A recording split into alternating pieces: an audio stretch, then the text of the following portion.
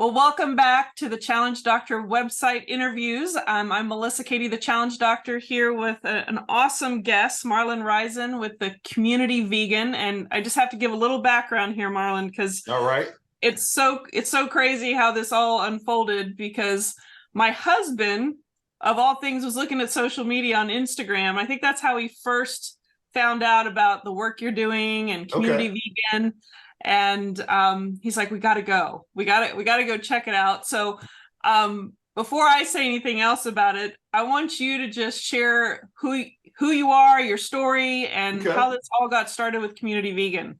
Absolutely. Absolutely. So first off, thank you for having me. I appreciate the opportunity to kind of talk about kind of where I've been and what my story is. Hopefully it inspires others too. But I'll kind of start from the beginning as far as what kind of got me on the whole plant-based movement. So I've been vegan going on around 6 years now. And so my initial introduction to it was watching What the Health documentary. So it was one afternoon where Netflix and chilling, and I was like, okay, this looks interesting, and I've always loved watching and learning more about health and ways that we can better take care of ourselves, et cetera.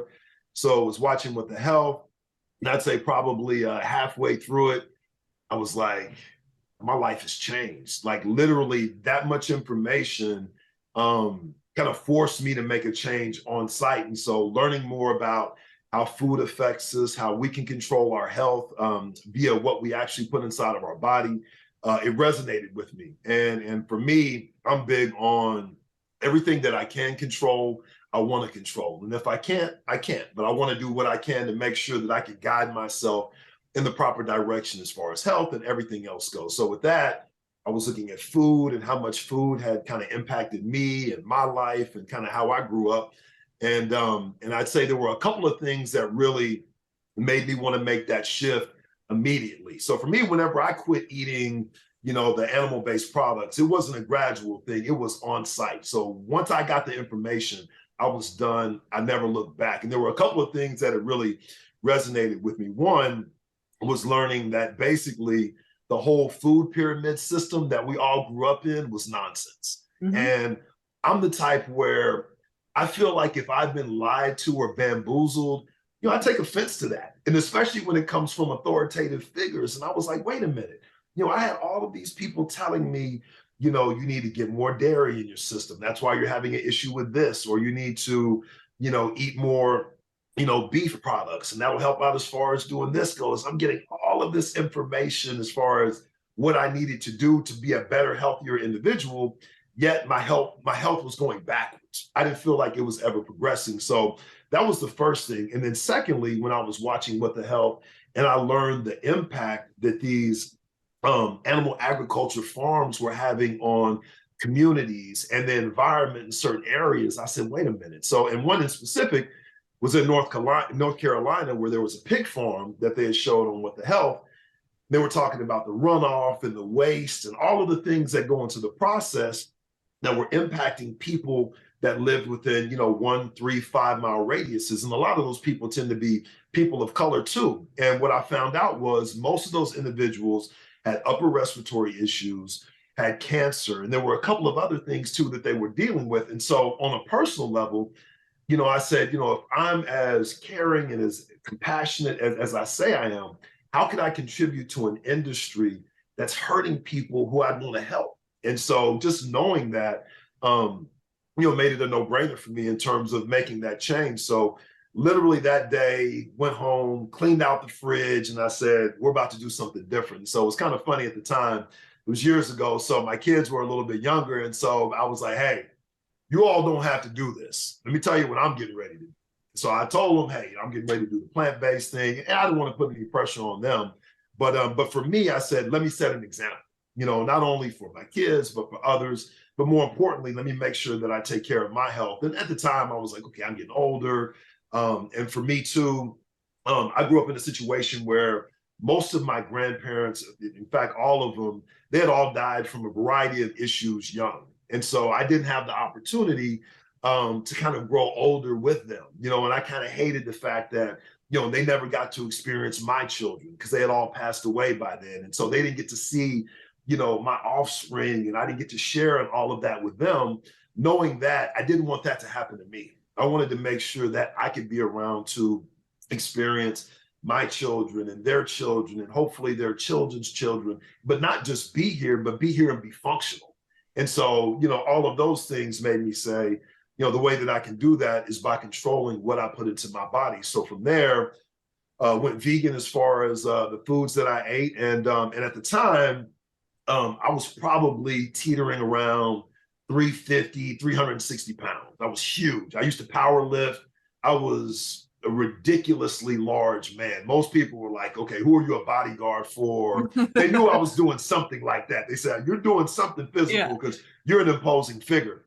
And so, but I just used to love powerlifting and working out. That was kind of my outlet. And I did some personal training on the side too. So whenever I started my my vegan transition, I knew because I was active that my body would definitely burn more. And because I wasn't consuming as much fat, I said, okay, I'm going to drop some weight. I know I'm going to do that. I'm expecting that. So drop some weight, but then it started just melting off because I still had the same output as far as my workouts went. In fact, it actually increased, but my calories decreased drastically. The amount of fat that I was bringing in decreased drastically. So within probably 6 months' time, I had lost like 70, 80 pounds. And it was crazy where I was like, yo, at first, it was cool. But then I was like, and I was so used to always being a big guy ever since I was a kid. So it started making me nervous. And so I actually went to my doctor.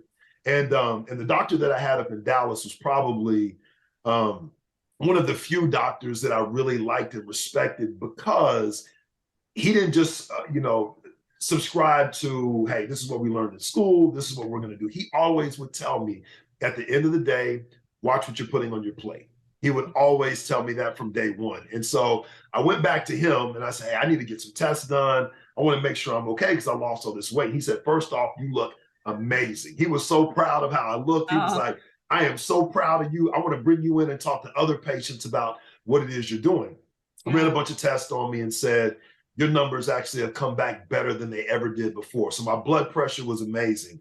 My testosterone levels had increased. There were so many little things, cholesterol. He was like, he's like, I've never seen you look this good. So he said, don't be concerned. I said, I know it's probably a mental thing for you, kind of going from seeing this big, giant in the mirror. Now you're looking at this, thinner looking guy, you look more like a basketball player than a football player. He said, but you're healthier. So get used to it.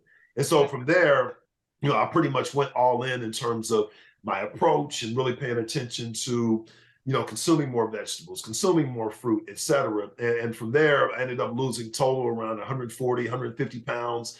And like I said, I've never felt better. And I tell people all the time, it's hands down the best thing that I've ever done for me, and so that kind of brought me into the whole food world where lost the weight. And another thing that I decided too, I said, since food plays such an important role in how I'm treating myself, I want to have a better relationship with it. So with that, I'd always cook, but I wanted to cook more. So I said, you know what? I need to cook more. I need to make sure I've got my hands on my food. I need to make sure that I'm picking out all the things that I want to consume.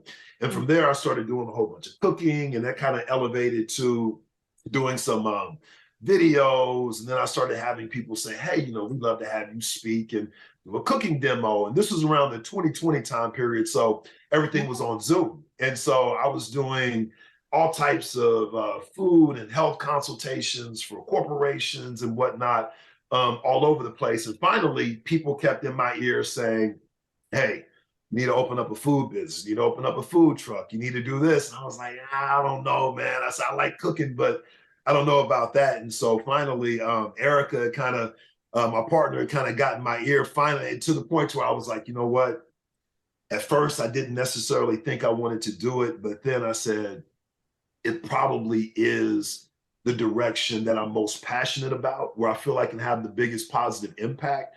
And so I really dug deep and kind of tapped off into that. And so that's what led to the food truck concept, which is community vegan. And so it's funny because I do tell people who they'll ask me, they'll say, hey, so what's your culinary background?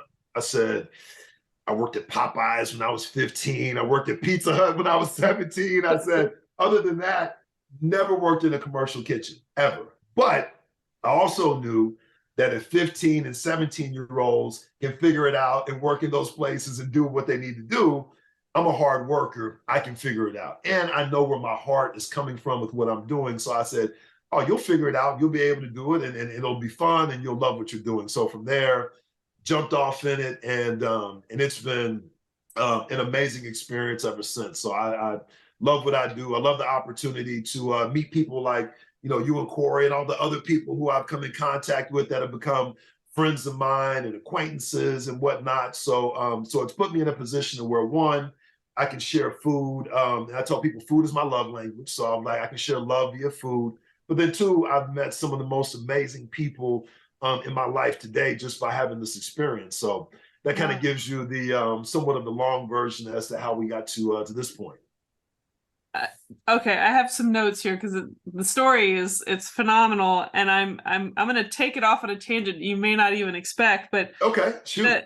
Just from an entrepreneurial standpoint, because we are in a day and age, like we just talked about 2020, there's been a lot of shakeups in a lot of good and bad ways, and I think there's been a mind shift in this world of like what's important, and do I want to be an employee, and people wanting to maybe have some autonomy and create their own life, and I feel like this last industrial kind of 100+ years, people have fallen into the trap of the employee, and not that there's anything wrong with it. I mean, there's just sometimes it kind of channels you in a way that's doesn't feel like you, and it doesn't always feel like a good fit.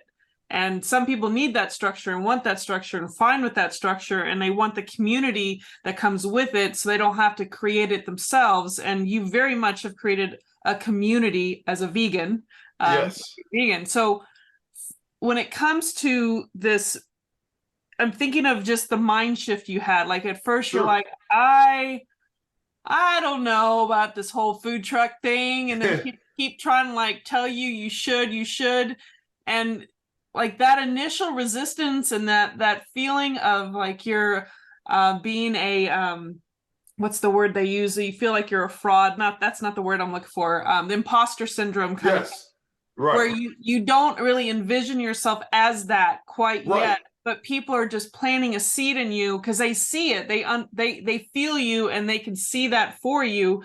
But when you're the person that has to put the work forth and create that, what do you think? Like, explain that experience in your head, like what it took for you to really transition. Yeah, it's interesting. I love your question too. The all of it, because when you first started talking about it, you took me back. So I worked in radio for about 20 years before I jumped into this, and so I want to say around. So the food business has been open for a little bit over 2 years now. So. And it took about a year to get it up and going from all the work we put into it and all that. So I'd say probably a year or two prior to that, while I was still working in radio, that's when the first description that you started to give, that's when I started wondering, was I working in my passion? So when I was a kid, and in fact, my radio job, I worked at a hip hop radio station. So as a kid, it was a dream of mine to work in radio. I was like, I love the radio. I want to work in radio. I listened to radio all night. I was such a hip hop fanatic. I was like, man, I love. And so it was a dream job for me to, you know, I was in Dallas working at one of the most recognized hip hop radio stations in the country, you know, meeting all these people who I used to listen to as a kid. And I was like, this is amazing. This is my passion. This is what I'm meant to do. And so to have that opportunity was unbelievable. You know what I mean? And I tell people all the time too, I'm like, you know, if you truly believe in something when it comes to manifestation and you mix belief with work ethic, those things will happen. And so as a kid, I knew I wanted that. And I knew I could work hard enough to do that. And the stars lined up, and that ended up being an opportunity for me. But with that said, going back into when you were talking about doing what you're passionate about, over time, it became more business than just passion and personal, which is fine. But for me, I always have felt like I've got more to offer. And I wanted to make sure that I gave as much as I could. And the older I get, the more I try to pay attention to how I can impact others in a positive way. And so growing into that, I got to the point where I said, you know what? I don't know if this is it for me anymore, working in that environment. I said, I love what I do and I love the people and the business and the relationships, but I feel like there's more out there for me. So I truly had to tell myself, be open to anything. Now, speaking about the food business, people would say that I wasn't there yet because all I could envision was, busting my tail in the kitchen and just working hard and doing this. And so I was like, nah, I don't want that. I want to show love via food. I don't know if it looks like this though. And so as I told myself to be open, I said, well, here's the thing. When you're open, and I literally I'll say this out loud every morning when I wake up, I always open my arms and look up and I'll say, I am open to everything that is good.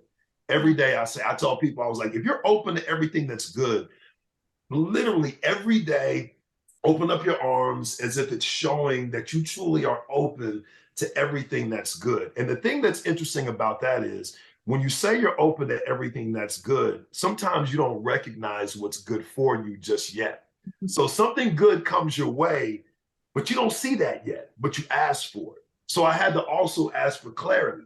So I said, I need clarity on what's good because sometimes things come my way and I'm like, man, I don't know if I like that, but it may be destined to happen. But I just got to really be open to it and open up my mind to it. So with that, I started opening up my mind more so to different opportunities on the food side. And I said, you know what? Let me not be so closed-minded. Let me truly open up to what this could be. So going back into the entrepreneurship that you mentioned, I said, and this is where 2020 was just a big year for everybody for a variety of reasons. There was all types of things. So for me, 2020, the George Floyd situation and all of that took me through a lot in terms of who I am, what I represent. I started paying more attention to my family lineage.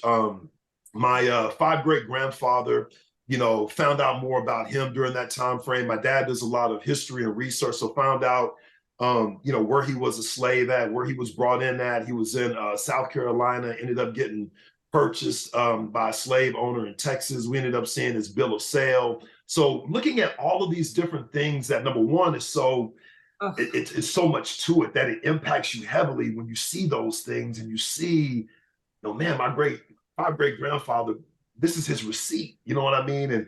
And looking at all of these different things and looking at everything that they did to put me in this position, I said I owe them, and so for me, I was like, I need to do more, and so I was like, okay, so let me, figure out, what exactly that looks like. And so by doing that, I truly opened up to what some of those opportunities could be. So I said, you know what, this food avenue may actually be exactly what that's supposed to look like as far as entrepreneurship, as far as giving back, as far as showing love to the community. And so with that, all of those things kind of came together for the perfect storm. And I said, you know what, I am going to do this. And I want to do this for multiple reasons. One, I want to make sure I offer access to plant-based foods to everyone. Two, I want to make sure that people can feel that it's community. Three, I want to make sure I honor not only my grandparents and great grandparents, but Erica's and so many others who fought so hard to lay this foundation for us to be able to do what we do, but also continue that. And so for me, in addition to showing love via food, I'm saying thank you to everyone who's done something for me to be here today. So with that, I truly allowed myself to kind of take all that in. And so, it got me to the point to where not only was I, ready to do it, but the level of excitement and energy and all of that I truly tap into from, my ancestors to all of the people who love me right now today. I said, use that to do the best that you can do and whatever it is you'll do. And I tell people, I had no doubt that it would work. And so that's another thing that going into entrepreneurship, a lot of people are scared about,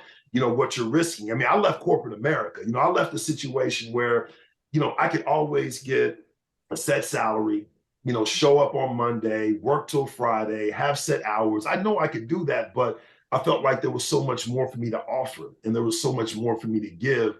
And I want to make sure that, my time in this existence is used properly. And I want to give as much as I can give. So with that, I said, no, this is the route that I need to go. And there were people, like you had mentioned at the end of your question, who were like, you're crazy. You know what I mean? Like, why would you go into this? Like, yo, you can do a corporate job. You're going to be in a food truck. It's going to be hot. You're going to be frying stuff. I mean, this is something that, 17, 18-year-olds do or dropouts do. Why would you go do that?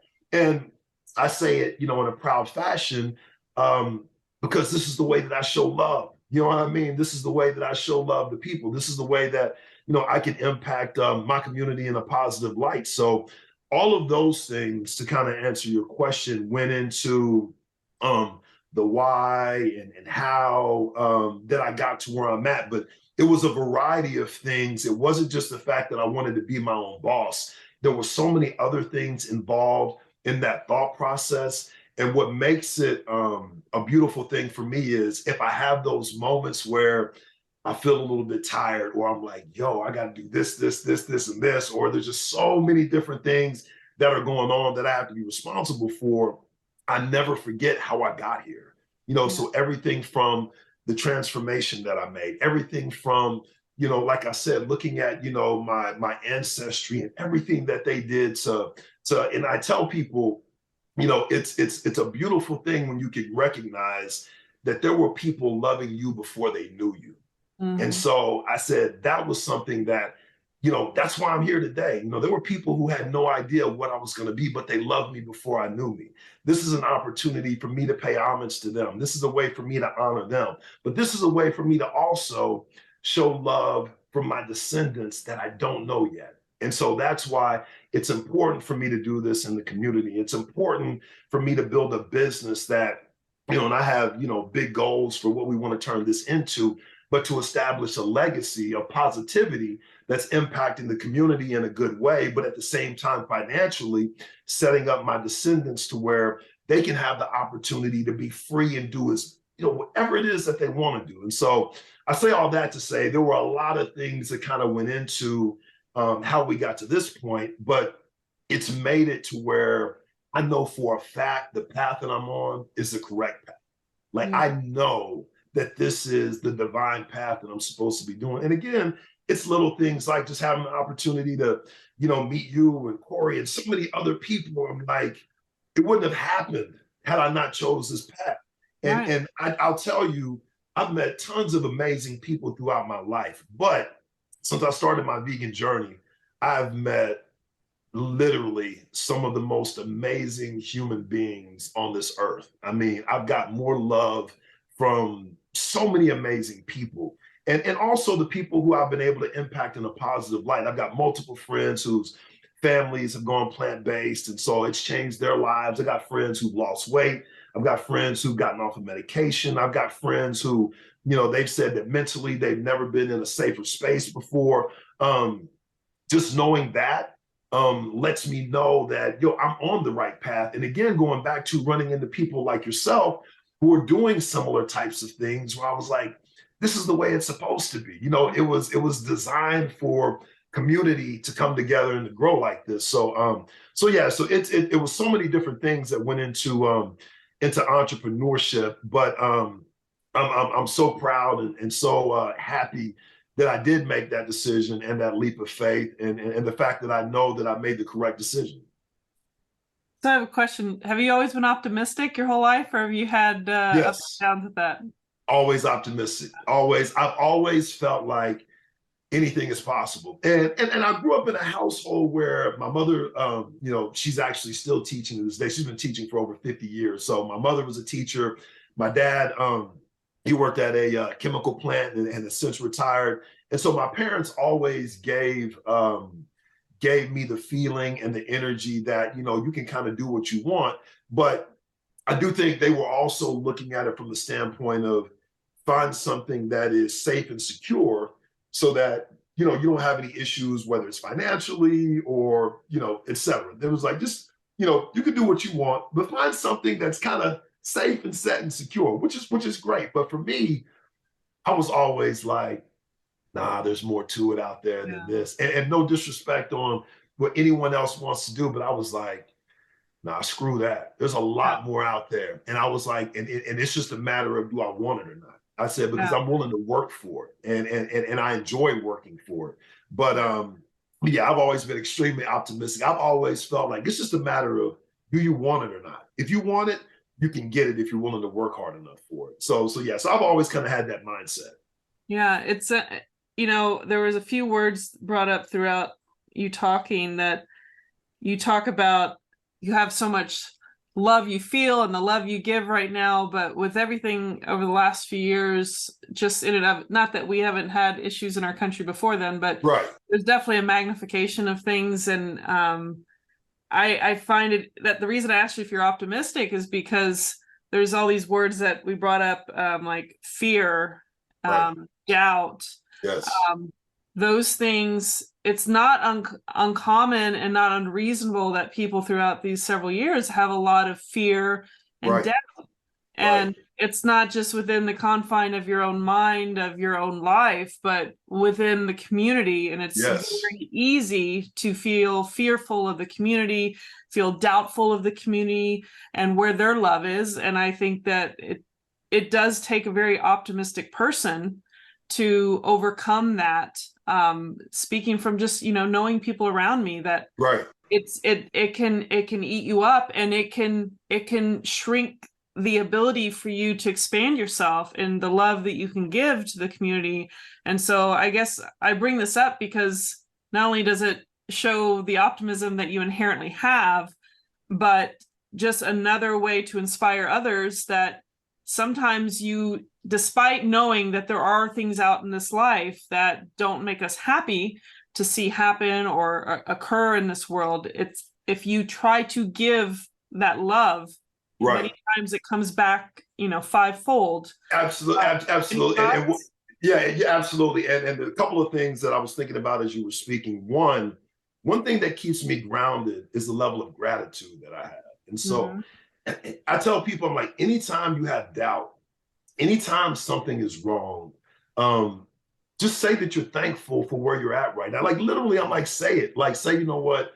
I'm grateful for everything that I have. Everything that's good that's happening to me, I'm grateful for. And so anytime where there's a lot happening, I start speaking in gratitude. I make sure I speak in gratitude. I'm not going to let any feeling that might try to penetrate my aura, I'm not going to let it win. And it doesn't mean that I'm not human, but it also means I can control it with what I put out. So I always tap into gratitude for where I'm at today, for the opportunities that I have, for the wonderful people that I have in my life. And I tap into that. But then also kind of looking at the optimism side, one thing that I tell people too is I'm like, I don't believe that we as a whole that we're not optimistic people. I think most people we're born with that, but society has taken that away. And so I tell people this: I was like, here's what I want you to remember: you were born divine. You were born with a crown on your head. Whether you're a king or whether you're a queen, you were born with that crown on your head. Now, as you got older, society removed that from you to start having you question what you're worth, what your value is, what you're capable of accomplishing, what's out there for you. Society removed that from you. But it's our obligation to tap back off into that. Because once you realize, especially when you start to look at the numbers in terms of just realizing how lucky you are to be here. And it's funny because I want to say it was what's his name? Neil deGrasse, I believe that's his name. Scientist. I think you may know him. He does a lot of stuff with outer space, NASA, different things. And so, but anyways, I heard something he said where he broke down, as far as life goes, whenever you're born. And he said, the fact that you were able to make it in this existence, when you consider the billions of organisms and cells and everything that had to be perfect for you to come out here right now, if that doesn't tell you how special you are, he said, I don't know what else to say. He said, and he broke it down to where the fact that you're here right now, you had a millionth of a percentage of a chance to be who you are here today. People still play the lotto ticket and the odds are better than that. They still think they have a chance to win. So it's like, wait a minute. So I think I'm going to win this, $350 million lotto where the odds are horrible, but I don't pay attention to what those odds were for me to be here today, right now. And once you realize that and realize how special that is, I don't know how to look at anything any differently. I mean, I'm so fortunate to be here. You know what I mean? I'm so fortunate to experience this. And like I said, it took me tapping back off into that and really never, and granted, my parents were amazing as far as making us feel special. And I'm so thankful that I grew up in a household where they were always like, you are special, you are loved, you are amazing. And so that gave me the foundation that I have to where I'm like, wait a minute, why should I feel like, I can't accomplish this, or things may, feel difficult over here, but it doesn't mean that the world is ending because I've got so much to give. Let me focus more so on what I have to give than all the outside interference. Let me change from within versus worrying about what's around me. And so with that, I don't worry a lot. You know what I mean? There are concerns I have with different things, but I always know, because my heart's in the right place, because I know where I'm headed, things are going to be okay. But it took having that foundation, from my parents. It took also me looking at kind of how society tries to shape us, and even going into education and the school system, how they teach us to, you want to make these grades, you want to test like this so you can get this job, you can make this amount of money so you can afford this house and live in this neighborhood, and then that's your life. Man, screw that. Man, you don't know what I want. You know what I mean? Like, you don't know what I want. You don't know what I want to get out of life. So why are you telling me how to do all this stuff? Yeah. Give me the foundation and the fundamentals, and then let me run with it. And Yeah. so as I got older, I was like, forget everything that I learned. You know what I mean? Like, and granted, it's been helpful. And I've got, my master's degree. So I love education. I love learning, and that's always been amazing. But at the same time, looking back at it, I'm like, a lot of the amazing things that I got came from just talking to really good people, came from experiencing a variety of things in life. That's how I kind of got to where I'm at. So I think once we really learn how to live, love, and just experience life the way it's supposed to be, it's easier to have a positive and an optimistic outlook. Once we get caught up in everything that's around us, we tend to lose that. We tend to lose focus. We allow that to kind of break us down from who we really are internally. And it makes it more difficult. But I have a very tunnel vision focus on where I'm headed, what my goal is, what I want my impact to be. And I can't see anything else. Like, literally, I can't see anything else. And people will ask me, they've asked me a few times, hey, so did you ever think about, what your plan B was? I said, yeah, my plan B was to make sure plan A worked. I was Mhm. like, that's my plan B. My plan B is to make sure plan A works. Period. There's no other way. Otherwise, I wouldn't have done this. I said I wouldn't have went all in the way that I did, by leaving everything that I did in the past aside and deciding to jump into a new career. But again, I'm also one of those types where I enjoy adventure too. So I don't mind digging off into the unknown. And Yeah. that's one thing too. I'll say right quick is, I learned how to be comfortable in uncommon and unfamiliar situations, which most people don't. And so I've learned from people who are way smarter than me. They're like, the sooner you can learn to operate in an unfamiliar, uncomfortable situation, the faster success is going to come. And so Yeah. that's kind of, how I operate. Yeah.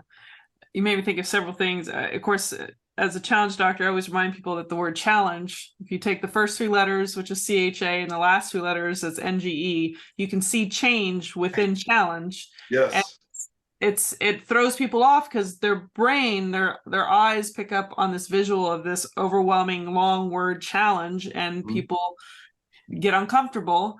And Yes. but if you're able to be resourceful and adaptable and comfortable with a little bit of uneasiness, you can actually see change, personal growth within that challenge. And Right.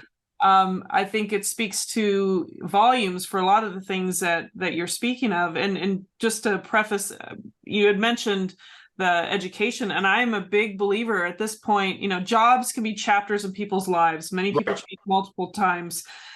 Some people pick a career and just stay on that path in some fashion or another. But someone like myself, like you, I'd have to say there is definitely some commonality. And I could say for myself, I can get easily bored.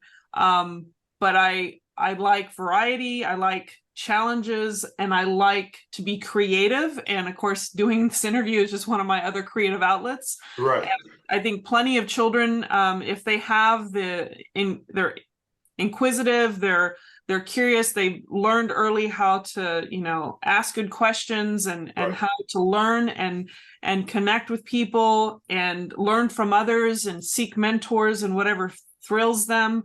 You can grow an education in your life without formal education. That to Right. me is kind of, and I've been through all the formal you can think of. Yes. I personally think there is a problem now with the cost, and we're not going to have that conversation, but I think if someone is carried through and supported, they can have an amazing life without college if Right. they applied themselves in some other productive way and were useful and tried to make a difference in this world.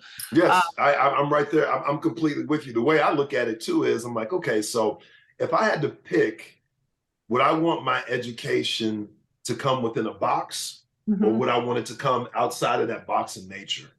Which would I choose? It's a no-brainer. Give it to me in nature. And so, I have a high level of appreciation for education too. In fact, kind of one of my long-term things is I do want to go back and teach on a college level, because what I want to do is everything that you and I are talking about, I want to tell these young people, because there aren't enough people telling these young people what you and I are discussing, so that we can break this chain of nonsense in terms of kind of forcing people to do certain things when you don't have to do that, and you can live an amazing life. You can make as much money as you want. You can be as happy as you want. You don't have to live in a neighborhood with a picket fence and a neighbor whose name is John with 2 kids and everything that stats say it should be. You don't have to do that. No. You can move and live in 15 different countries over the next 20 years. And guess what? That's okay. And guess what? As long as you're happy, as long as you're living your life to the fullest, that's perfectly fine. And so, similar to where you are, I get bored easy, and so that's why with me doing, my job for that period of time, the cool part was there were so many different things I was involved in. So that kept me going for a long period of time. But then after you do those 20, 30 things, 50, 100 times each, and then you're like, okay, I've done a lot of this. And the only thing that's changing is, the person I'm working with. And I was like, I got my money's worth out of it. It's time for me to move on and do something different. And so I think it's important that we continue to give people this information, especially young people. And then in some instances, older people, where it's like, hey, you do realize that at the age of 50, you can decide to do an entirely new career, and that's okay. You know what I mean? Don't worry about how people are going to look at you. Don't worry about starting over. You get an opportunity to learn.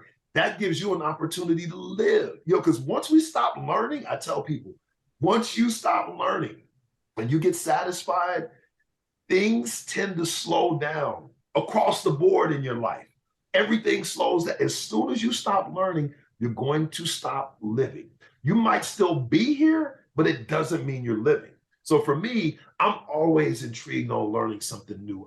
Just the whole food business. I mean, I never worked in food, never. Man, I get so excited now when I hang out with my chef friends and they're showing me, cookware and how to do this and how to do that. I'm like a kid in a candy store. I'm like, man, this is amazing. I'm learning all this incredible stuff about food and people's relationships with food and how they did so many different things in their life involved with food. It's exciting for me. But we should all have those experiences. And it doesn't mean that you necessarily have to change careers, but it may mean you need to open up that door a little bit, get out of your comfort zone and allow new, wonderful things into your life so you can really be fulfilled. Because a lot of people that I talk to, I'm like, so do you enjoy where you're at and what you're doing? They're like, it's all right. Yeah. I don't want it to be all right. You know what I mean? Like, I don't want it to be like, oh, it's all right. No, I don't want it to be that. For me, when you ask me, hey, do you enjoy what you're doing? What's your life like? I'm like, man, this is wonderful. I know I was meant to do this right now, and I can't wait to see what's ahead of me. That's what I would hope all of us could experience that, because I mean, for me, I really, and I'm hoping that I set an example for opportunities that we have in front of us. And that's another thing too for me. Hopefully people will look and say, you know what? if he can jump out of this corporate, matrix and decide that he wants to be an entrepreneur and affect people, via the food that they're eating, that's a beautiful thing. And I can do that too. If he can do that, I can do that. All it's a matter of is having a solid plan, having work ethic, and love for what it is you're doing. Yeah. If you do that, it's really easier than you think. It doesn't mean that the work doesn't get difficult, but when you tap back off into that love, when you do have those days where maybe you're a little bit tired, maybe you're like, oh man, I got to pull a long one today. I'm going to be up from 5 a.m. to 1 a.m. doing a variety of things, taking care of a bunch of different people. But when I look in the mirror and I ask myself, would you want to be doing anything different? It's an emphatic no. I mean, when I say an emphatic no, it's a hell no. I'm like, I wouldn't want to do anything different. I'm so proud of the opportunity and how I can impact people. But yes, and I think you and your mindset is similar in that we deserve a little variety and we deserve an outlet to be creative and to show so many different sides of who we are. And it's cool to do that. You know what I mean? It's not crazy. It's not risky. We don't have to be scared of how people are going to judge us or look at us. Just be who you are and truly live the best life that you can. Yeah, this is a perfect segue. I was going to say lives are like recipes. There is not one recipe for life. There's many, and it allows you to have the creativity in not only your life, but in the food you make. So there you go. Why don't you just explain maybe some of the foods or the recipes? I mean, your thing. All this, like you just came up with this, like. Well, I'll tell you. So I'll tell you, and I tell people, I was like, all of my culinary that I got, especially the good parts, I give my mother credit. My mother is still to this day an amazing cook. Growing up, around her, I loved to hang out with her in the kitchen while she would cook and just see what she was doing. And, we'd have amazing conversations, in the kitchen while she was cooking, but watching her do what she did and looking at the love that she put off into the food is where I got my foundation from in terms of what cooking means. Because I do think, obviously, recipes and skill set, all that is important, but it's the love that's in the food that makes it different. Like there are a bunch of incredible chefs in the world who make amazing food, but I can tell you for a fact, there are a lot of grandmothers, aunts, and whatnot who didn't go to any culinary school, but you eat that meal and you have that love that was put into it. You're like, that 4 or 5 star meal was amazing, but this food right here with this love that's in it can't be touched. And so learning that from her as far as how you can nurture and really express your love from people, that's where I kind of got that from. So going into recipes, a lot of the fundamentals that I used came from my mom, literally. And I actually asked her for advice. So whenever I started going into this and started doing more cooking, I asked her, I said, so how do I make some of these things that I grew up on that I love to taste, but obviously I'm not eating some of those same products? And she was like, look, you don't have to reinvent the wheel. All you want to do is, substitute the things that you would eat before with plant-based products, play around with it a little bit. You can get the same outcome. Literally just exchange the animal-based product for whatever veggie, mycelium that you want to use. And that is exactly what I did. And once I got back to the fundamentals and stopped trying to make it so complex, the cooking just took off. And so I started making, everything from lasagnas where I was using zucchini and squash, and I'm doing, fried items using mushrooms, and I'm getting creative with I've literally tried everything. Did stuff with eggplant, did stuff with spaghetti squash, where I'm making pastas, and there were just so many different things that I was just making because I was like, oh, okay, so it's that simple. So I literally tried everything and got as creative as I could. And as I learned more about the texture of vegetables, then I said, oh, okay, so this texture is very similar to this, and this is similar to this. So that's how I got heavily involved in the mushrooms, where once I realized, and I got to give credit to a couple of good friends of mine that are basically like brothers, Derek and Chad Sarno. They're 2 of the most amazing chefs in the world, hands down. And from those 2 guys, I learned a ton about how you can substitute foods and make them amazing, but still have textures that are similar to animal-based products. And so once I really got that knowledge and that game as far as how to cook, I was like, I'm about to get crazy. And so it went from having a love for it to having this like super energetic passion that just went through the roof, where I was like, well, I can't wait to do this, or I can't wait to feed people this, or I can't wait to show them this, or I can't wait to try this. And so for that, that's what keeps me inspired to where I'm always trying something new. And one thing that we do at the food truck, so we've got our base menu that we provide a variety of items, but as far as a creative outlet that we were speaking about before, what I'll do is usually once a month, sometimes more, I'll create a special item where I'll take it and I'll mimic the things that I grew up eating. And so Yeah. it's so funny whenever people are like, yo, that's so nostalgic how, you mimic, this meal at this cafeteria, or you mimic this meal at Popeyes, or Yeah. you mimic this meal from Long John Silver's. I grew up eating that exact same thing. And Mhm. so I love to see people get excited and get happy about tapping off into those things that take them into their childhood, take them into areas that they grew up in. But it makes them, number one, feel good about what they're eating, but two, they're like, wait a minute.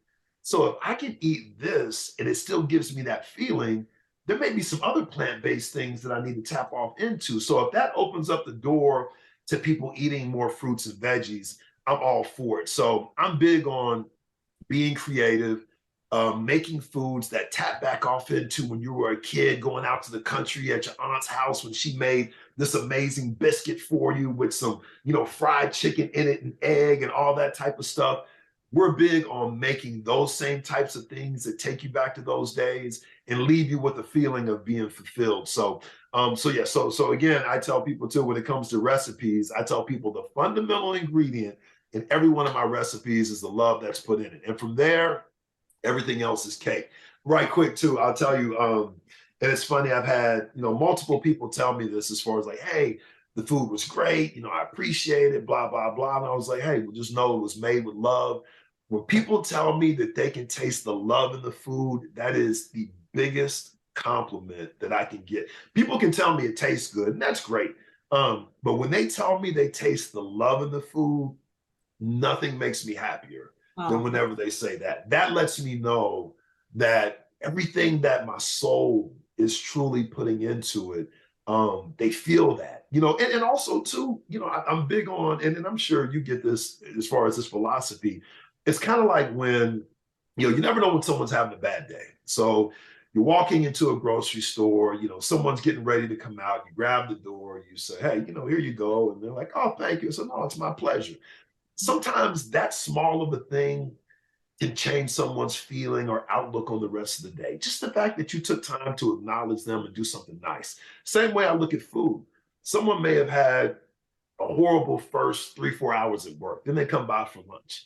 Then they eat the food, they enjoy the food, but also there's something else in it.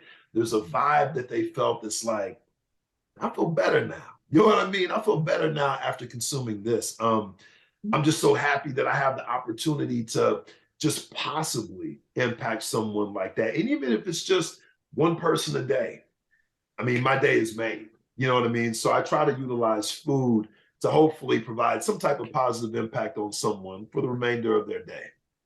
that's awesome. So before I want you to share like where people can find you and online, offline, all of that. I'm curious, how many different kinds of mushrooms do you use? So right now we use lion's mane that I use for my nuggets. Uh-huh. We use oyster mushrooms that I use for my lemon pepper wings. And then, like, whenever I do specials, I'll do a variety of mushrooms. So I've used my taki mushrooms that I did for a vegan version of the McDonald's McRib.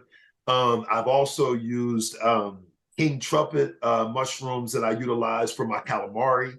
Um, I used, let me see what else. I used baby king trumpets that I did for my popcorn shrimp. So I've used so many different mushrooms for so many different things. And the amazing part about mushrooms is because their texture is Mhm. so dense and somewhat similar to what meat is, you can literally find any mushroom to mimic whatever it is you want. Also, in fact, last year we did a vegan version of it was Friendsgiving that we did at Soho House, Austin. Mm. And so they invited us to do a whole vegan version of a Thanksgiving meal. And we used probably 4 or 5 different types of mushrooms to mimic the white meat in turkey that I sliced up like turkey breast, to do the dark meat in turkey that I had diced up like turkey dark meat. I mean, we used so many mushrooms, and people were like, there's no way this is not meat. And I was like, no, absolutely. Everything that you're consuming is plant-based. So what I do essentially is I find some type of vegetable that kind of meets the texture that I'm looking for. And then from there, I just get creative. And it's funny because I know you probably have some artsy, types of things within you too. And I'm not, an incredible artist when it comes to creating, things with paint and whatnot. But I tell people, the kitchen is basically, my blank slate. That's my whiteboard. So I walk into the kitchen, I've got my whiteboard, and then inside my pantry, inside my refrigerator, that's where I got all my paint at. And so I get all of those things, and I try to create this amazing masterpiece that I know that, it means something to me. And then hopefully when other people see it and experience it, it gives them that same kind of impact. So the same way that an artist will do an amazing piece that I'll put in the gallery, that's the same way I look at it as far as what I put together in the food truck and then what I end up delivering to our people.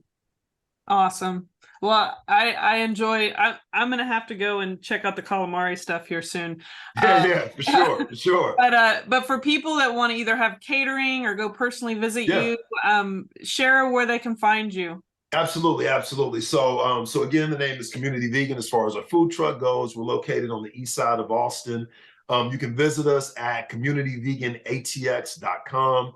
That's got a list of our menu. It's also got access to catering opportunities, plenty of picks. So we do caterings. Just so you know, we also customize what we do as far as food goes. So we'll get people who say, oh, I want something that's got a theme that's Thanksgiving, or I want something that fits, an event that I'm hosting that's going to be sports related.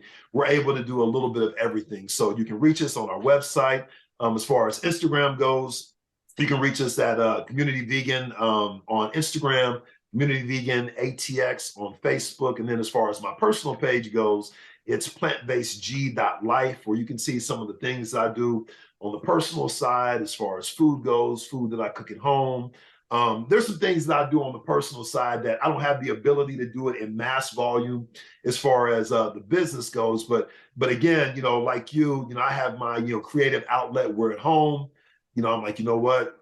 I'm just going to see what's in the fridge and I'm going to make something. And so I love going into it just with an open mind and seeing what I can come up with and hopefully creating a beautiful masterpiece. So anyways, like I said, if anyone's ever interested in having some type of masterpiece or some type of amazing vegan food, like I said, you can reach us on our website. We've got a email address there, so feel free to reach out, and we'd love to take care of you. Well, Marlon, thank you for being a guest and thank you. Doing all your creative work and giving love and putting love into your food. Community I appreciate vegan. it. I appreciate that. I anticipate the ripple effect will keep on going. So thank you again. I promise you. I tell people, I'm like, I give you my word, I will not stop. I promise you that. I promise you that. And we'll just keep coming back for more food. I got you. I got you. I got you. Y'all are my people. So you're always welcome. All right. Well, awesome. Well, thank you again. Thank you so much. I appreciate you, Melissa, greatly.